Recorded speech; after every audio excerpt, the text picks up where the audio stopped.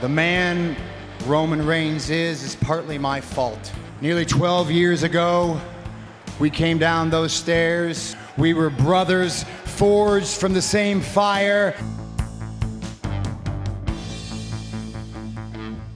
I taught him everything I know. I am partly responsible for the man that he is.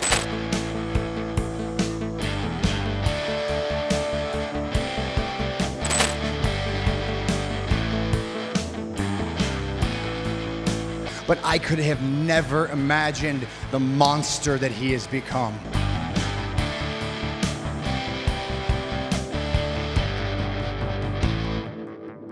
Roman Reigns was always the hand-picked star who was meant to have the biggest breakout from the Shield.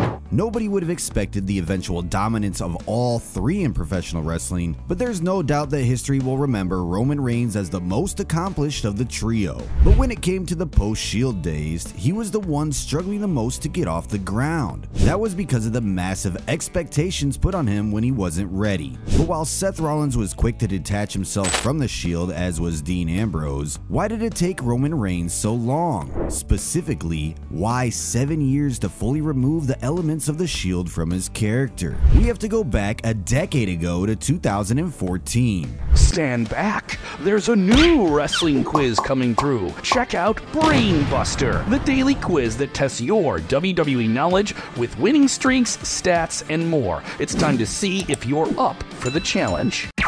When the Shield split up, Roman Reigns was the one who kept the Shield theme song, even though it was a modified version of it. He was also the only one to still have the tactical vest. In hindsight, it's easy to see that WWE was trying to give Roman Reigns the Shield aura to make him cool, but in reality, it was a crutch that backfired big. As the post-Shield years rolled on, Seth Rollins emerged as one of the undisputed top 5 wrestlers in the world. Even in 2016, Dean Ambrose had a hot streak because he was far more authentic than what Roman Reigns was presented to be. It's surprising and also not surprising just how many years WWE went on by keeping the tactical vest and Shield theme song of Roman Reigns the same, with little to no regard for actual character progression. We didn't even need the benefit of hindsight to see that WWE should have had a couple of transitional years between 2015 to 2017 where there wasn't a long-term top guy. They had Seth Rollins and Dean Ambrose to easily fill the spot of top guys in 2016, while Roman Reigns had enough heat to become WWE's top villain right away. In a perfect world, The Undertaker's WrestleMania streak would have been intact and Roman Reigns would have been the one to end it and retire him at WrestleMania 33, cementing him as the ultimate villain before eventually building him up to be the ultimate good guy.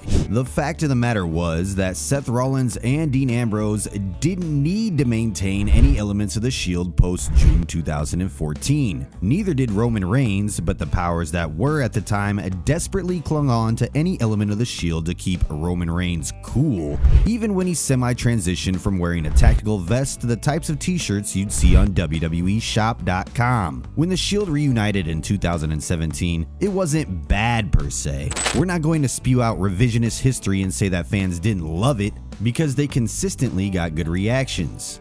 But the nostalgia-driven reunion was quite obviously a way to save Roman Reigns and give him a boost in popularity. This proved to be more of a temporary band-aid to a wound that was desperately waiting to be addressed. It was reflected in the aftermath of the first Shield reunion when Roman Reigns was booed at Elimination Chamber 2018 because fans wanted to see the organically hot and popular Braun Strowman headline WrestleMania 34 instead. We're not implying that any of this was Roman Reigns' fault though. On the contrary, we would argue that none of this was his fault because he was just doing his job and doing what was asked of him. It's crazy to think that it took a real-life illness, Roman Reigns' battle with leukemia, for fans to finally warm up to him.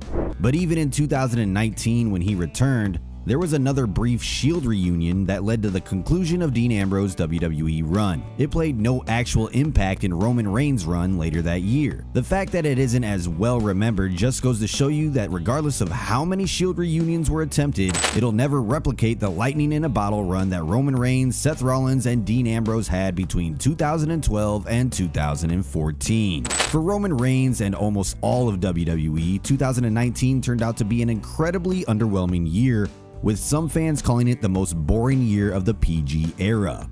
Even during this time, his presentation was yet to change. What was really left for him to get rid of was the tactical vest and his theme song. He was yet to move on from the Shield over 5.5 years after their breakup.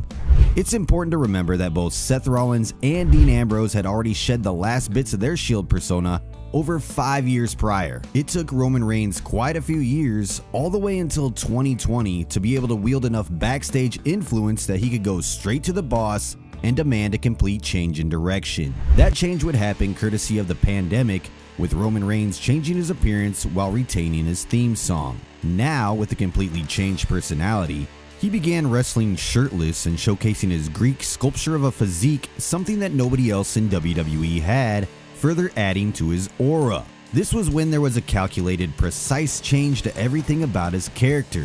For pretty much the first time in his career, Roman Reigns had a greater say in what he was or wasn't going to do. The result of this was a step-by-step process to establish the Tribal Chief character. In May 2021, 9 months into his Universal Championship run, Roman Reigns took the final step in his evolution and changed his theme song, fully detaching himself from the Shield after a month shy of 7 years. This was probably one of the most important theme song changes in WWE history. Paul Heyman did an interview with Complex shortly after Roman Reigns got the new theme and said that it was the final step away from the Shield. Both the Wise Man and Roman Reigns desired 4 changes: a change in mannerism, a change in presentation, a change in hairstyle, and a change in look. The new theme song fell into the first 2 categories. Considering that Roman Reigns' run as the Tribal Chief has turned out to be his magnum opus, the Head of the Table song perfectly represented that. The biggest reason why Roman Reigns took 7 years to detach from the Shield boils down to WWE's constant use of the Shield's popularity as a crutch to get fans to accept him.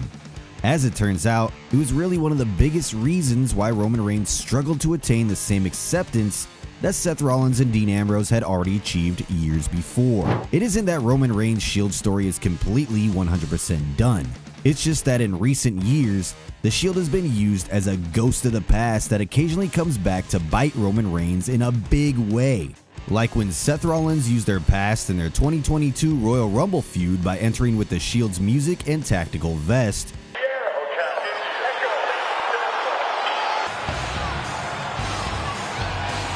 or when Sami Zayn hit Roman Reigns with a steel chair when he had his back turned, or even Rollins' involvement in the main event of WrestleMania 40 that directly led to the Tribal Chief's downfall. The difference between then and now is that Roman Reigns has fully come into his own. In that same interview we mentioned earlier that Paul Heyman did with Complex, the Wise Man put it best. He said that the new theme song was better than the Shield's theme because it belongs to Roman Reigns and nobody else. He said that they weren't resting on what was, they were invoking the future and not reminding you of the past. He said, with respect to the past, we're bringing it forward. And boy oh boy did they succeed. Thank you so much for watching. If you like this video, we suggest you check out our video on the insane psychology of Seth Rollins and Roman Reigns.